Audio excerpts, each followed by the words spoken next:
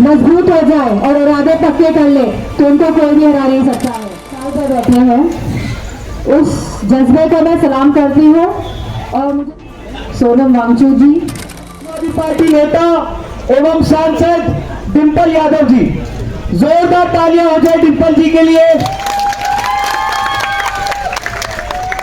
वो सभी लोग जिन्होंने इस आंदोलन का समर्थन किया है, इस देश की युवा के साथ हम लोग खड़े हैं, उन सभी लोगों का पूरी कॉकरोच जनता पार्टी दिल से धन्यवाद करती है। डिंपल जी आप सभी से बात करेंगी, थोड़ा सा रिक्वेस्ट है सभी लोग आगे आ जाइए और उनकी बात ध्यान से सुनिए। एक बार फिर से जोरदार तालियां हो जाए डिंपल जी के लिए। धन्यवाद। सबसे पहले तो आज इस मंच में हमारे बीच जो उपस्थित हैं, बहुत जानी मानी हस्ती हैं, सोनम वांगचुक जी, मैं आपका हृदय से अभिनंदन करती हूँ। और जिस तरह आप पिछले 19 दिनों से भूख हड़ताल पर बैठे हैं, उस जज्बे को मैं सलाम करती हूँ। और मुझे पूरी उम्मीद है यहाँ पे उपस्थित सभी छात्र, सभी युवाजन उस जज्बे को सलाम करते हैं।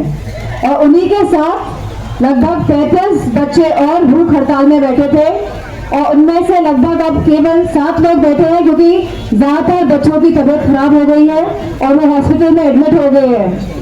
लेकिन उन सभी 6 जन जो आज बचे हैं यहाँ पे, नेहा जी, आमीन जी, मनीष जी, हमाद जी और सभी अन्य छात्रों को का भी मैं बहुत बहुत धन्यवाद और अभिनंदन करना चाहूंगी और आपके जज्बे को भी सलाम करना चाहूंगी। इसी के साथ यहाँ पे उपस्थित कांग्रेस जनता पार्टी प्लेटफॉर्म के अभिजीत जी को, आशुतोष जी को और उनकी जो पूरी टीम स्पोर्ट्स पर्सन की आज उपस्थित है, आप सबका भी मैं बहुत धन्यवाद देना चाहूंगी, क्योंकि आपने देश के युवाओं को एक प्लेटफॉर्म दिया जहां पे वे अपनी बात खुल के रख सके। और जब ये प्लेटफॉर्म मिला युवाओं को, तो मैं समझती हूँ कहीं ना कहीं भारतीय जनता पार्टी की सरकार बौखला गई और उन्होंने उस सोशल मीडिया अकाउंट को बंद करने का काम किया था कि नहीं किया था? और फिर एक दूसरा सोशल मीडिया अकाउंट बनाया गया, यहाँ पे लिखा गया कांग्रेस जनता पार्टी इज बैक।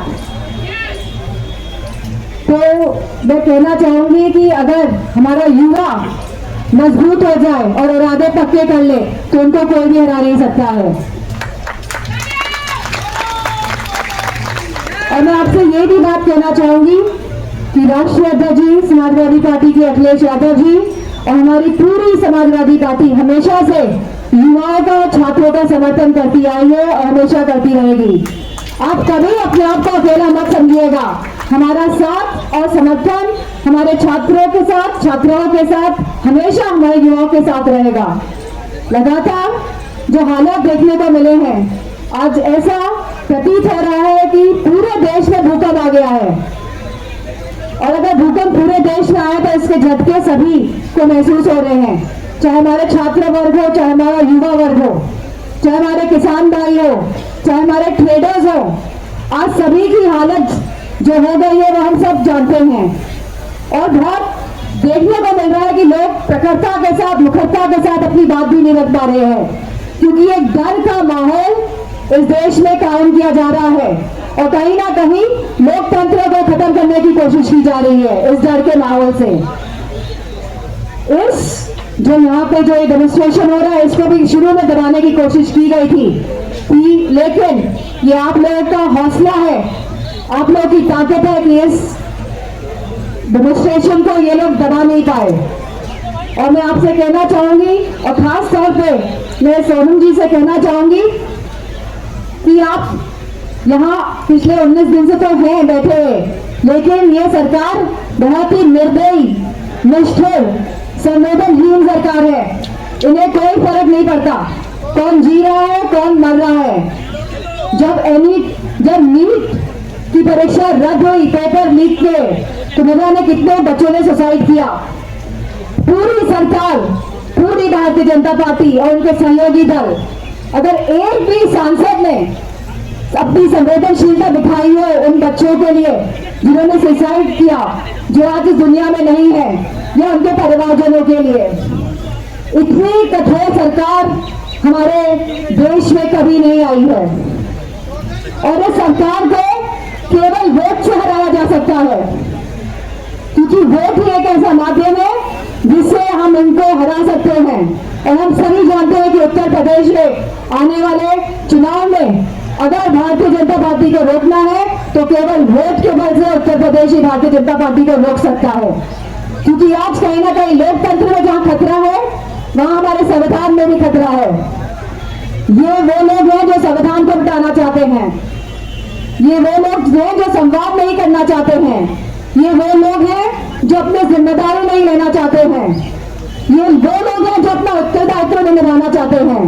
बताइए, नीट की परीक्षा है, न जाने कितनी परीक्षाएं हैं और कितने पेपर लीक हुए हैं, उत्तर प्रदेश में कितने पेपर लीक हुए हैं और कोई भी जिम्मेदारी लेने को तैयार नहीं है, कोई भी इनका सांसद एक शब्द बोलने को तैयार नहीं है। और मैं सोनम वांगचुक से एक बात और कहना चाहूंगी, ये लोग अहिंसा को नहीं मानते हैं, ये लोग सत्याग्रह को नहीं मानते हैं, ये लोग महात्मा गांधी जी के आदर्शों को नहीं मानते हैं, क्योंकि इन्हीं लोगों ने महात्मा गांधी को सती बचाने का काम किया था। और ये भारतीय जनता पार्टी वाले लोग तो वो लोग हैं जो भगवान राम को भी नहीं मानते हैं, केवल नाम का प्रयोग करके, केवल नाम का प्रयोग करके सत्ता में बने रहना चाहते हैं, आपकी भावनाओं के साथ खेलकर सत्ता में बने रहना चाहते हैं। यह जो नाम का नहीं है इस देश का क्या होगा। तो मेरा सभी छात्रों से यही कहना है, क्योंकि मैं खुद एक माँ हूँ और मैं समझ सकती हूँ आप छात्रों का दर्द क्या है, और अखिलेश जी एक पिता है, वो भी समझ सकते हैं कि आपका दर्द क्या है, कि बच्चों की क्या एस्पिरेशंस होती हैं, उनके क्या ख्वाब होते हैं, वो कहाँ आगे बढ़ना चाहते हैं। लेकिन भारतीय जनता पार्टी वाली सरकार है वो सरकार है जिन्होंने न केवल देश को पीछे करने का काम किया बल्कि इस देश के युवाओं को भी पीछे ढकेलने का काम किया है, खड्डे में डालने का काम किया है। और मुझे पूरा भरोसा है और मैं सभी युवाओं से कहना चाहूंगी कि 20 तारीख को, क्योंकि यहाँ से संसद तक का मार्च होगा, तो सभी युवा आए और बढ़ चढ़ के इस मार्च में हिस्सा ले, क्योंकि ये आपके हक, अधिकार और सम्मान की लड़ाई है।